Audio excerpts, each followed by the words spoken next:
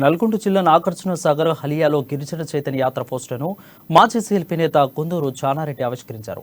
ఈ నెల 14వ తేదీ నుండి 30వ తేదీ వరకు నాగార్జున సాగర్ నియోజకవర్గంలో కుందూరు జానారెడ్డి తనయుడు కుందూరు జైవిరెడ్డి ఆధ్వర్యంలో జరగనుంది. ఈ గిరిజన చైతన్య యాత్రను జయప్రదం చేయాలని మాజీ సీఎల్పీ నేత కుందూరు జానారెడ్డి పిలుపునిచ్చారు.